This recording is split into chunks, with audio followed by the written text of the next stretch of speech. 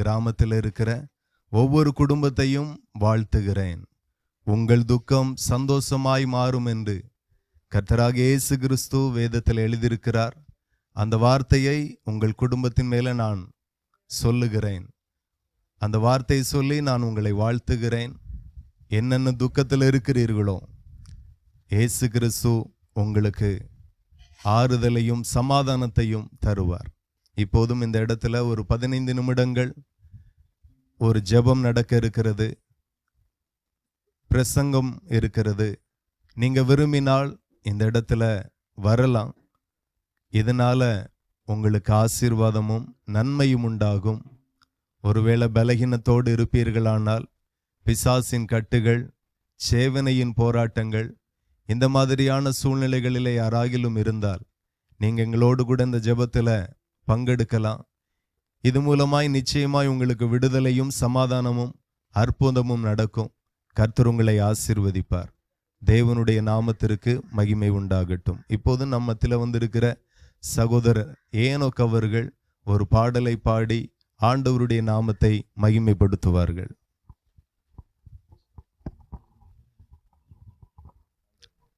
கர்த்தர் நல்லவர், அவர் கிருபை என்றும் உள்ளது. வேதம் சொல்லுகிறது, உங்கள் துக்கம் சந்தோஷமாய் மாறும், உங்கள் கவலைகள் கண்ணீர் எல்லாவற்றையும் சந்தோஷமாக மகிழ்ச்சியாக மாற்ற இயேசு வல்லமையுள்ள தேவனாய் இருக்கிறார். எல்லாருக்கும் தெரிந்த ஒரு பாடல் நாங்கள் இணைந்து பாட இருக்கிறோம். கர்த்தருடைய நாமம் மகிமைப்படட்டும்.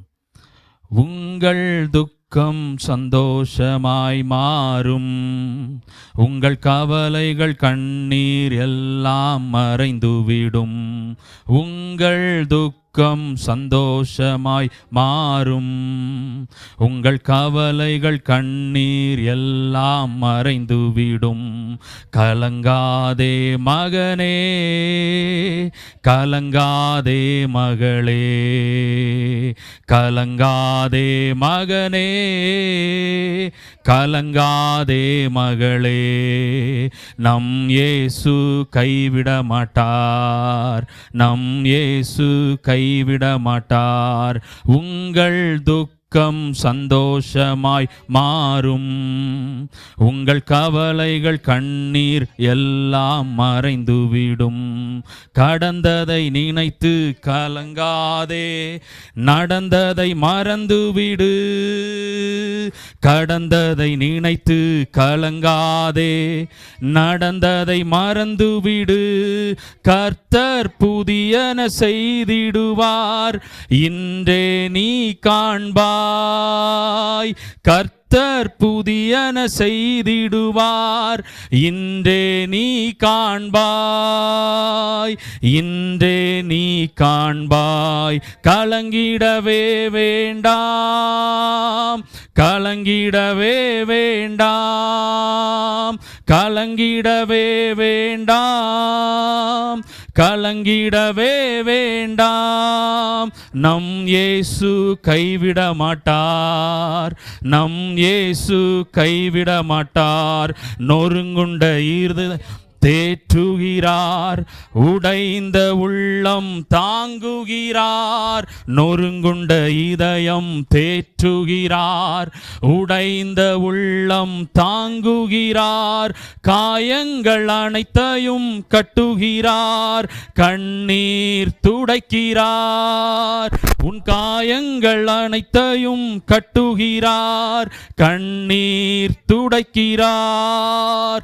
உன் கண்ணீர் துடைக்கின்றார், உன் கண்ணீர் துடைக்கின்றார். கலங்கிடவே வேண்டாம், கலங்கிடவே வேண்டாம், கலங்கிடவே வேண்டாம், கலங்கிடவே வேண்டாம். நம் இயேசு கைவிட மாட்டார், நம் இயேசு கைவிட மாட்டார். திராணிக்கு மேலாக சோதிக்கப்பட ஒரு நாளும் விடமாட்டார். திராணிக்கு மேலாக சோதிக்கப்பட ஒரு நாளும் விடமாட்டார். தாங்கிடும் பலன் தருவார், தப்பிச் செல்ல வழி செய்வார். தாங்கிடும் பலன் தருவார். தப்பிச் செல்ல வழி செய்வார். நீ தப்பிச் செல்ல வழி செய்வார். நீ தப்பி செல்ல வழி செய்வார். கலங்கிடவே வேண்டாம், கலங்கிடவே வேண்டாம், கலங்கிடவே வேண்டாம், கலங்கிடவே வேண்டாம். நம் இயேசு கைவிட மாட்டார், நம் இயேசு கைவிட மாட்டார். நல்லதோர் போராட்டம் போராடுவோம், விசுவாசம் காத்து கொள்வோம். நல்லதோர் போராட்டம் போராடுவோம், விசுவாசம் காத்து கொள்வோம்.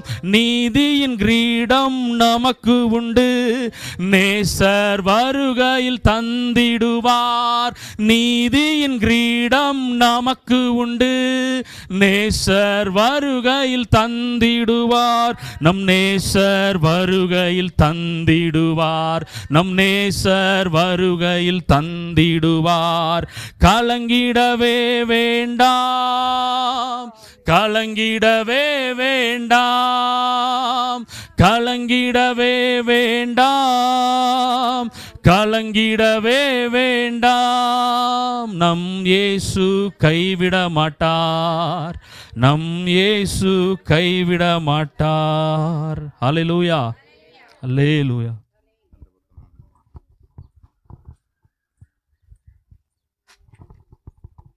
இயேசு கிறிஸ்துவின் நாமத்தில் ஒரு விசை கூட இந்த இடத்துல குடியிருக்கிற ஒவ்வொரு குடும்பத்தையும் நான் வாழ்த்துகிறேன். இந்த இடத்துல ஜெபம் பிரசங்கம் நடக்கிறது. நீங்கள் விரும்பினால் எங்களோடு கூட இணைந்து கொள்ளலாம். இதனால் உங்களுக்கு நன்மை உண்டாகும், அற்புதங்கள் நடக்கும், சமாதானங்கள் உண்டாகும். கர்த்தர் நல்லவர். இந்த இடத்துல கர்த்தருடைய வார்த்தையை நான் உங்களுக்கு பிரசங்கிக்க விரும்புகிறேன். வேதத்தில் சொல்லப்பட்டு இருக்கிறது, ஓசியா 8ஆம் அதிகாரம் 12வது வசனம் இவ்வண்ணமாய் சொல்லியிருக்கிறது, என் வேதத்தின் மகத்துவங்களை அவர்களுக்கு எழுதி கொடுத்தேன், அவைகளை அந்நிய காரியமாக எண்ணினார்கள் என்று ஆண்டவருடைய வேதம் சொல்லுகிறது. நான் உங்கள் நடுவில் ஒரு சாதாரண புஸ்தகத்தை கொண்டு நான் உங்களுக்கு போதிக்க வரவில்லை. வேதம் எப்படிப்பட்டது அப்படின்னா, இன்றைக்கு உலகத்திலேயே அதிகமான பேர் விரும்பி வாசிக்கிற ஒரு புஸ்தகம் உண்டானால் அது கர்த்தருடைய வேத புஸ்தகம். இன்றைக்கும் அதிகமாய் விற்பனையாகுகிற ஒரு புஸ்தகம் உண்டானால் அது வேத புஸ்தகம், அது கர்த்தருடைய புஸ்தகம். அதே போல அதிகமான மொழிகளிலே மொழிபெயர்க்கப்பட்டு வெளியிட அச்சிடப்படுகிற ஒரு புஸ்தகம் உண்டானால் அது கர்த்தருடைய வேத புஸ்தகம்.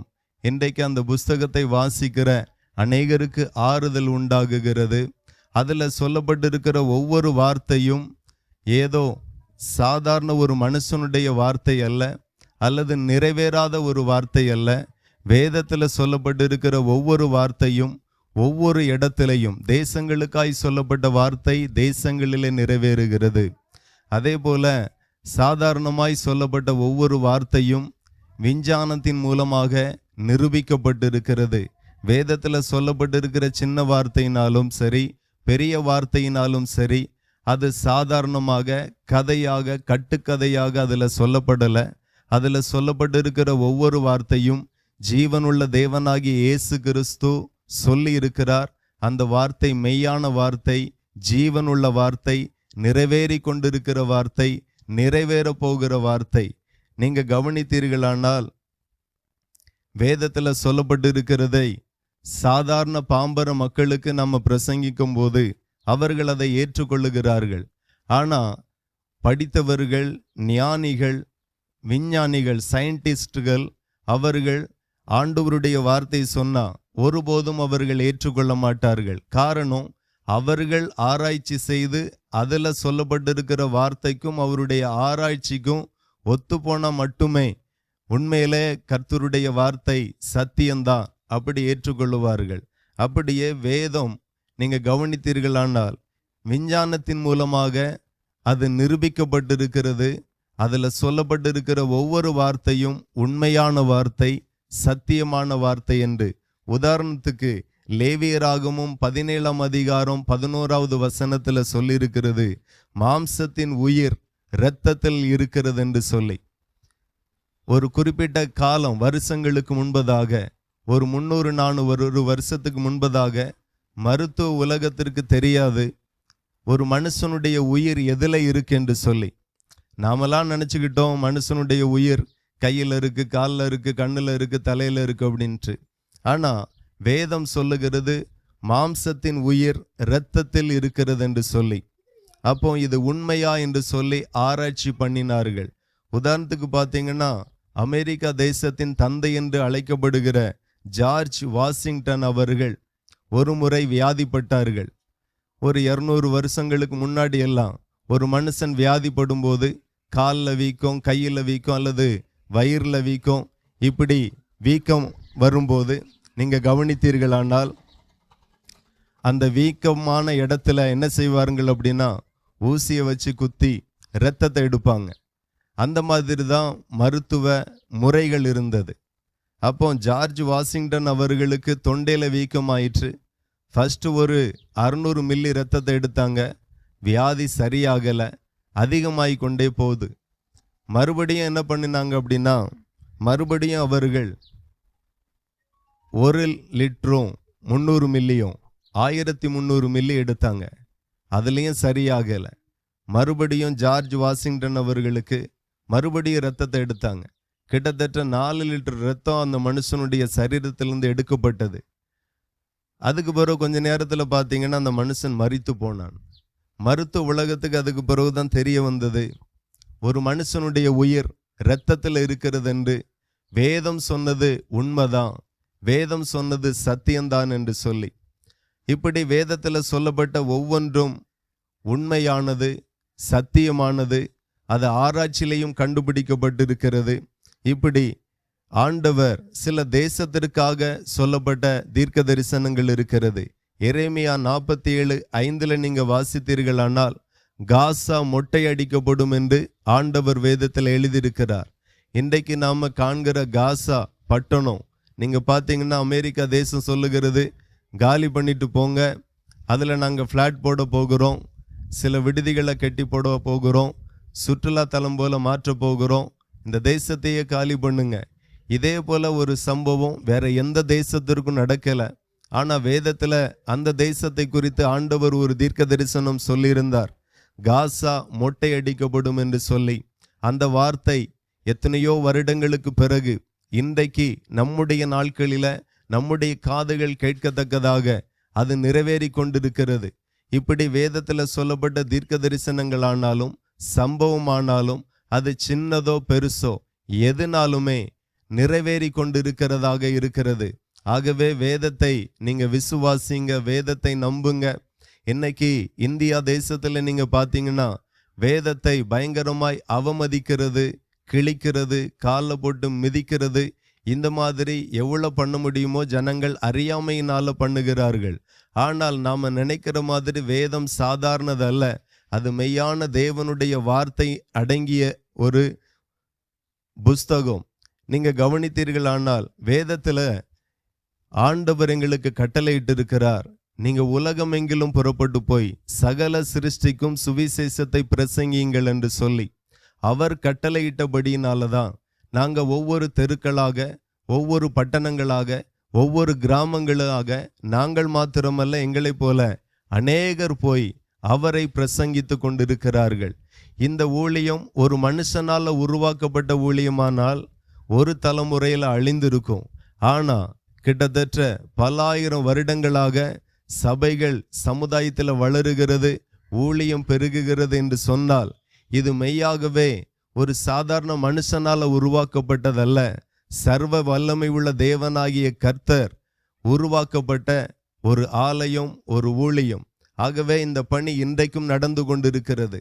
இப்போ மக்கள் மத்தியில் ஆண்டவர் என்ன சொல்ல விரும்புகிறார் என்றால், ஆண்டவர் 2000 வருடங்களுக்கு முன்பதாக இந்த பூமியில இருக்கும்போது அவருடைய சீசர்கள் கேட்டார்கள், உம்முடைய வருகைக்கும் இந்த உலகத்தினுடைய முடிவுக்கும் என்ன அடையாளம் என்று சொல்லி கேட்டார்கள்.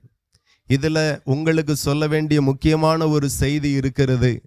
ஆண்டவருடைய வருகைக்கும் எனக்கு என்ன சம்பந்தம், உலகம் அழிஞ்சா என்ன அழியாட்டா எனக்கு என்ன அப்படின்னு நீங்க நினைக்கலாம்.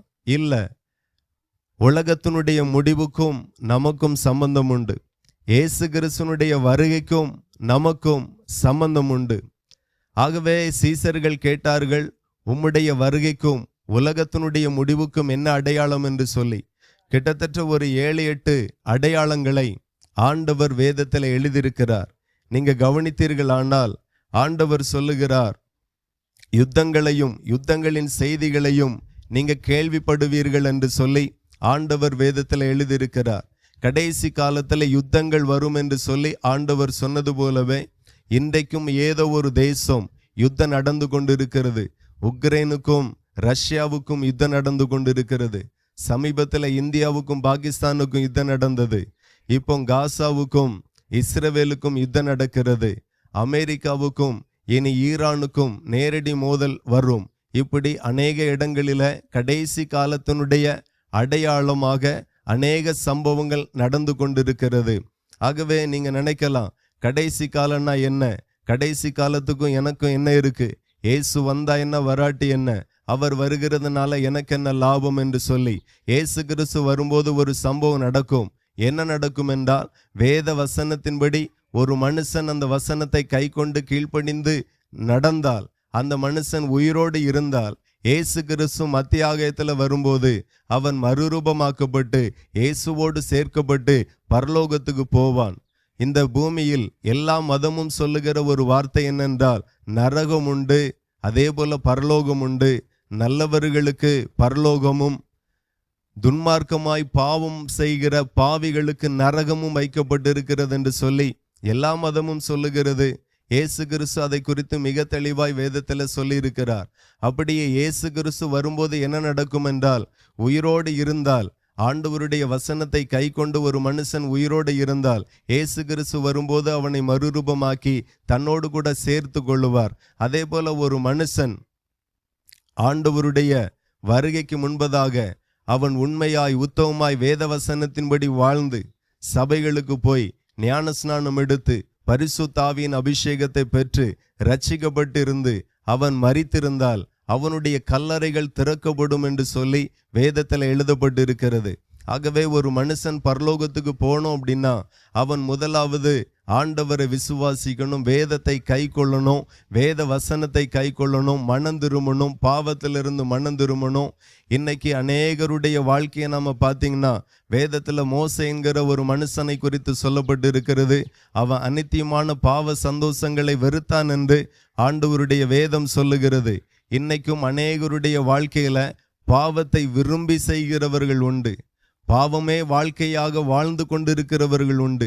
மதுபானத்திற்கு அடிமையாக, வேசித்தனத்திற்கு அடிமையாக, விபச்சாரத்துக்கு அடிமையாக, இந்த மாதிரியான கொடூரமான பாவங்கள், பெண்களுக்கு விரோதமாய் குற்ற செயல்கள், கொலைகள், கொள்ளைகள், கற்பழிப்புகள், வழிப்பறிகள், இந்த மாதிரியான மோசமாய் வாழுகிறவர்கள் உண்டு. இதில் பிரியப்படுகிறவர்கள் உண்டு.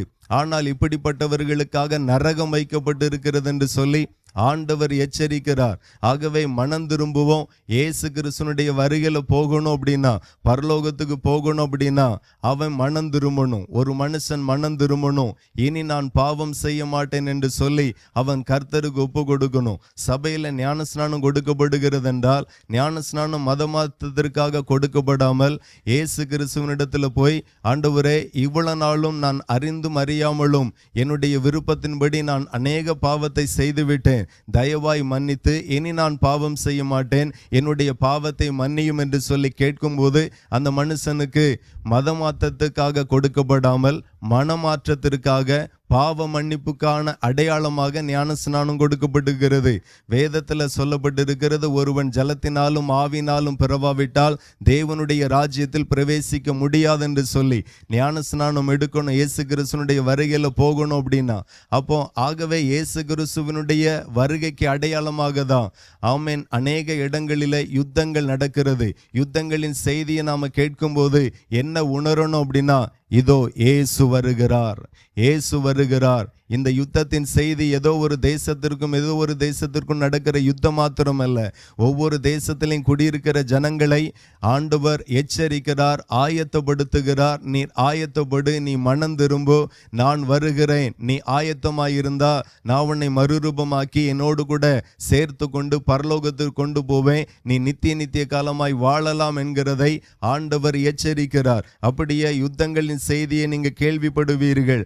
இதெல்லாம் 2000 ஆண்டுகளுக்கு முன்பதாக சொல்லப்பட்ட ஒரு வார்த்தை. நீங்க கவனித்தீர்கள் ஆனால் 2000 ஆண்டுகளுக்கு முன்பதாக தூரத்துல ஒரு தேசத்துல நடக்கிற யுத்தம் நமக்கு தெரியாமலே போயிருக்கும். ஆனால் இன்றைக்கு ஆண்டவர் டெக்னாலஜிகள் அவ்வளோ தந்திருக்கிறார்.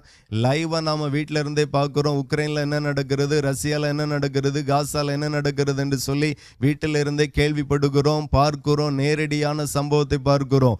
இது எதற்காக என்று சொன்னால் நீங்க கவனிங்க, இயேசு கிறிஸ்து வருகிறார். இந்த செய்தி ஒவ்வொரு தேசத்தில் இருக்கிற ஜனங்களுக்கும் போய் சேரணும், அவர்கள் மனம் திரும்பணும் என்கிறதற்காக மட்டும்தான் ஆண்டவர் இந்த அடையாளங்களை தேசங்களில் வைத்திருக்கிறார். அதே போல ஜனத்திற்கு விரோதமாய் ஜனம் எழும்பும் என்று சொல்லப்பட்டிருக்கிறது. பல இடங்களிலே உள்நாட்டு கலவரங்கள் நாம பார்க்கிறோம். நம்ம தேசத்திலே மணிப்பூர்ல பல பிரச்சனைகள் ஓடிக்கொண்டிருக்கிறது. இதெல்லாம் எதை எச்சரிக்கிறதுண்டா, இயேசு வருகிறார், நீ பாவத்திலிருந்து மனம் திரும்பு, இயேசு வருகிறார், நீ பரிசுத்தமாகு, இயேசு வருகிறார், பரலோகத்துக்கு போகணும், நரகத்துக்கு தப்பணும், நீ ஆயத்தப்படுத்து என்கிற செய்தியை தான் உங்களை எச்சரிக்கிறது. ராஜ்யத்துக்கு விரோதமாய் ராஜ்யம் எழும்பும் என்று சொல்லப்பட்டிருக்கிறது. பஞ்சங்கள் வரும் என்று சொல்லப்பட்டிருக்கிறது. நீங்க பார்த்தீங்கன்னா உகாண்டா பகுதி, அதே போல பாகிஸ்தான் பகுதி, காசா பகுதி, சோமாலியா தேசம், அங்கெல்லாம் பயங்கரமான பஞ்சம். ஸ்ரீலங்கா தேசத்திலாம், இலங்கை தேசத்திலாம் நீங்க பார்த்தீங்கன்னா 1 கிலோ அரிசி 200 ரூபா. நாம இந்த ராதபுரத்தில் வாங்கி சாப்பிடுகிற ஃப்ரைட் ரைஸ் எல்லாம் நம்ம 100 ரூபாய்க்கு வாங்கி சாப்பிட்றோம். ஆனால் அங்கே 500 ரூபா 600 ரூபாய்க்கு விற்பனையாகுகிறது. இவ்வளோ விலைவாசி அதிகமாக இருந்தால் ஒரு சாதாரண மக்கள், ஒரு பாவப்பட்ட மக்கள் எப்படி வாங்கி சாப்பிட முடியும்? இப்படி யாரும் வாங்கி சாப்பிட முடியாத அளவுக்கு விலைவாசி உயர்வு. காசால் இன்னைக்கு 1 லிட்டரு பால் 4000 ரூபாய்க்கு மேலே விற்கப்படுகிறது. எந்த குழந்தைக்கு வாங்கி கொடுக்க முடியும்? அந்த பலன் எந்த தகப்பனிடத்தில் இருக்கிறது? இப்படி கொஞ்சம் கொஞ்சமாய் பஞ்சத்திற்குள்ளாய் தேசங்கள் போகுது. சோமாலியா தேசத்தை நீங்க நெட்ல சர்ச் பண்ணி பார்த்தா ஒவ்வொரு சின்ன பிள்ளைகளும் எக்ஸ்ரேல தெரியக்கூடிய நெஞ்சில் இருக்கிற ஈக்கெலும்பெல்லாம் அப்படியே தெரிகிறது. கண்ணெல்லாம் உள்ள போய் குழி விழுந்து கிடக்கிறது. சாப்பாடு இல்லை, தண்ணி இல்லை, உறைவிடம் இல்லை. இதெல்லாம் பயங்கரமான பஞ்சங்கள் பல தேசங்கள்ல வருகிறது.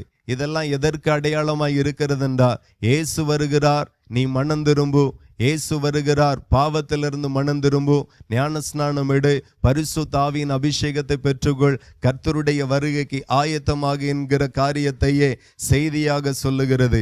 அதே போல 5வது அடையாளம் என்னன்னா, கொள்ளை நோய்கள் வரும் என்று சொல்லப்பட்டிருக்கிறது. நீங்க கேள்விப்படுகிறீர்கள், நானும் கேள்விப்படுகிறேன். ஒரு காலத்துல 4-5 வருஷத்துக்கு முன்பதாக கொரோனா என்கிற கொள்ளை நோய் சீனா தேசத்திலிருந்து பரவ ஆரம்பிச்சது. அது பரவி பல தேசம், உலகத்துல இருக்கிற எல்லா தீவுகளிலேயும் வந்தது, எல்லா மாவட்டத்திலையும், எல்லா மாநிலத்திலையும், எல்லா கிராமங்களிலேயும் அது வந்தது. அநேகர் மரித்தார்கள். அநேகர் குடும்பத்தில் கணவனை இழந்தார்கள், மனைவி இழந்தார்கள், பிள்ளைகளை இழந்தார்கள். இந்த அடையாளங்கள் எல்லாம் தேசத்தில் வந்தது. நீங்க கவனிப்பீர்களானால் இதெல்லாம் ஏன் வருது அப்படின்னா, இயேசு கிறிஸ்து வருகிறார், அதை கர்த்தர் எச்சரிக்கிறார். இது இன்றைக்கு நேற்றைக்கு எழுதி வைக்கப்பட்ட வார்த்தை அல்ல. 2000 ஆண்டுகளுக்கு முன்பதாக இயேசு என்கிற தெய்வம் எழுதி வைத்த வார்த்தை. அதே போல பூமி அதிர்ச்சிகளும் பல இடங்களில் வரும் என்று சொல்லப்பட்டிருக்கிறது. நீங்க கவனித்தால் 2010வது வருஷத்துல இருந்து இன்றைக்கு 2025வது வருஷமாகுது. இதற்குள்ளாக சின்ன பூமி அதிர்ச்சியில இருந்து மிகப்பெரிய பூமி அதிர்ச்சி வரைக்கும் கிட்டத்தட்ட 1,52,000 முறை இந்த பூமி குலுங்கி இருக்கிறது. இது எதற்காக? பேருக்காக அல்ல, பயமுறுத்தக்காக அல்ல, உங்களை இயேசு கிறிஸ்துனுடைய வருகைக்கு ஆயத்தப்படுத்தும்படி இயேசு இந்த அடையாளங்களை வைத்திருக்கிறார். அநேகருடைய அன்பு தணிந்து போகும் என்று ஆண்டவர் சொல்லுகிறார். இந்த அடையாளம் குடும்பங்களுக்குள்ளாய் தருகிறார். ஒரு காலத்துல நம்ம கூட்டு குடும்பமாக வாழ்ந்தோம். இன்றைக்கு அது சாத்தியம் இல்லாமல் போயிற்று. நான் உண்டு, என் வீடு உண்டு, நான் உண்டு, என் மனைவி உண்டு, பிள்ளைகள் உண்டு, இந்த மாதிரி குறுகின வட்டத்திற்குள்ளாக தாய் தகப்பனை நேசிக்க மனதில்லாம, ஆமேன், உடன்பிறப்புகளை நேசிக்க முடியாத சூழ்நிலைக்கு தள்ளப்படுகிறது. வேதம் சொல்லுகிறது அநேகருடைய அன்பு தணிந்து போகும் என்று சொல்லப்பட்டபடியே குடும்பங்களுக்குள்ளாகும் இந்த அடையாளத்தை நாம பார்த்து கொண்டுதான் இருக்கிறோம். அதே போல ராஜ்யத்தின் இந்த சுவிசேஷம் பூலோகம் எங்கிலும் உள்ள சகல ஜாதிகளுக்கும் சாட்சியாக பிரசங்கிக்கப்படும், அப்பொழுது முடிவு வரும் என்று சொல்லப்பட்டிருக்கிறது. இன்றைக்கு நாங்கள் ஏன் தெருவில் இறங்கி பேசுகிறோம் அப்படின்னா, எங்களுடைய லாபத்திற்காக அல்ல. கர்த்தர் எங்களுக்கு தந்த பணி, கர்த்தர் எங்களுக்கு தந்த வேலை. நாங்கள் ஒவ்வொரு ஜனங்களுக்கும் போய் இந்த வார்த்தைகளை சொல்ல வேண்டியது கர்த்தர் எங்களுக்கு கட்டளையிட்டு இருக்கிறார். ஆகையினால கிராமங்கள் தோறும் போகிறோம், மாவட்டங்களுக்குள்ளாய் போகிறோம். சில இடத்துல சிலர் மதமாற்றம் வந்திருக்கிறாங்கள் என்று சொன்னாலும் பரவாயில்ல. இது மதமாற்றத்திற்காக அல்ல. கர்த்தர் சொன்ன செய்தியை உங்கள் மத்தியில் பிரசங்கிக்க வேண்டியது எங்களுடைய தலையாய கடமையாய் இருக்கிறது. ஆகையினால இதை பேசுகிறோம். ஆகவே நீங்க மனம் திரும்புங்க. மனுஷனால போதிக்கப்பட்டதென்றால், உருவாக்கப்பட்டதென்றால் இது குறிப்பிட்ட காலத்திற்குள்ளாய் முடிந்து போயிருக்கும். இது தொடராது. ஆனால் இன்று வரையிலும் இயேசு கிறிஸ்துவுக்கு பிறகு இதுவரையிலும் சபைகள் நடக்கிறது, ஊழியங்கள் நடக்கிறது என்றால் இந்த ஊழியத்திற்கு தலைவர் இயேசு கிறிஸ்து உயிரோடு கூட இருக்கிறார். ஆகவே வசனம் சொல்லுகிறது, அந்தபடியே நீங்கள் நினையாத நேரத்தில் மனுஷகுமாரன் வருவார், ஆகையால் நீங்களும் ஆயத்தமாயிருங்கள் என்று சொல்லப்பட்டிருக்கிறது. ஆகவே நீங்க பரலோகத்துக்கு போகணும் அப்படின்னா பாவத்திலிருந்து மனம் திரும்பணும், பாவ சந்தோஷங்களை வெறுக்கணும். இயேசு எப்படி தாழ்மையா இந்த பூமியில வாழ்ந்தாரோ அப்படியே நாம தாழ்மையாய் வாழுவோம், பரிசுத்தமாய் வாழுவோம், உண்மையாய் வாழுவோம். அப்படி வாழ்ந்தால் நிச்சயமாய் பரலோகத்தின் தேவன் உங்களுக்கு இந்த பூமியில சமாதானத்தையும், மறு வாழ்வு பூமியில சமாதானத்தையும், பரலோகத்துல நித்திய ஜீவனையும் அருமையான இயேசு கிறிஸ்து உங்களுக்கு தருவார். இந்த செய்தியை நான் உங்களுக்கு சொல்ல கர்த்தர் என்னை அனுப்பியிருக்கிறார். இவ்வளவு நேரம் இந்த வார்த்தையை கவனமாய் கேட்ட உங்களை பரலோகத்தின் ஆண்டவர் ஆசீர்வதிப்பார். என்னுடைய வார்த்தையை முடிக்கிறேன். இப்பொழுதும் உங்களுடைய வியாதிக்காக, சமாதானத்திற்காக ஜெபிக்க கூட கர்த்தர் எங்களை அனுப்பியிருக்கிறார். நீங்கள் விரும்பினால் இருக்கிற இடத்துல, வீடுகளில் இருந்து மனதிற்குள்ளாக சொல்லுங்க, ஆண்டவரே சமாதானத்தை தாருங்க, சுகத்தை தாருங்க, ஆசீர்வாதத்தை தாருங்க, தரித்திரங்கள் மாறட்டும், கடன்கள் மாறட்டும், சேவனை கட்டுகள் மாறட்டும் என்று சொல்லி மனதிற்குள்ளாக சொல்லி பாருங்க. மனதிற்குள்ளாக பேசுகிறதை கூட கர்த்தர் கேட்கிறார். அன்புள்ள தகப்பனே, இந்த இடத்துல நிற்கிற ஒவ்வொரு குடும்பத்தையும் வாழ்த்துகிறேன், ஒவ்வொரு சகோதரர்களை வாழ்த்துகிறேன், சகோதரிகளை வாழ்த்துகிறேன். உம்மையே நம்பி விசுவாசித்து ஜெபிக்கிற ஒவ்வொரு பேருக்கும் சமாதானத்தை கர்த்தர் கொடுப்பீராக, ஆறுதலை கர்த்தர் கொடுப்பீராக, ஆசீர்வாதத்தை கர்த்தர் தருவீராக. கடன்ல இருக்கிறவர்களுக்கு கடன்ல இருந்து விடுதலை அடைய கர்த்தர் உதவி செய்வீராக. ஆண்டவரே, குழந்தை பாக்கியம் இல்லாதவர்களுக்கு கர்த்தர் குழந்தை பாக்கியத்தை தருவீராக. ஆண்டவரே ஸ்தோத்திரம். குடும்பத்துல குடிப்பழக்கம் உடையவர்கள் மனம் திரும்பட்டும், இந்த பாவ பழக்கத்திலிருந்து மனம் திரும்புவார்களாக. அவர்களுக்கு ஆறுதல் உண்டாகட்டும். திருமண தடையை சந்திக்கிற குடும்பங்களுக்காக ஜெபிக்கிறோம். அவருடைய பிள்ளைகளுக்கு ஏற்ற துணை ஆண்டவர் தருவீராக. படித்து முடித்து வேலை இல்லாத பிள்ளைகளுக்காக ஜெபிக்கிறோம். ஆண்டவரே, அந்த பிள்ளைகளுக்கு நல்ல படிக்க உதவி செய்தீங்க, அதே போல நல்ல வேலைகளையும் நீங்க தருமடியாய் நாங்கள் ஜெபிக்கிறோம். அப்படியே கர்த்தர் இந்த குடும்பங்களை, இந்த பட்டணத்தை, இந்த கிராமத்தை நாங்கள் மனதார இயேசுவின் நாமத்தில் ஆசீர்வதிக்கிறோம். உன்னதமான தேவன் ஆசீர்வதியும். உங்க நல்ல நாமம் தொடர்ந்து மகிமைப்படட்டும். இயேசுவின் நாமத்தில் ஜெபிக்கிறோம். ஜெபங்களும் நல்ல பிதாவே. ஆமேன், ஆமேன். வாழ்த்துக்கள். கர்த்தர் உங்களை ஆசீர்வதிப்பார்.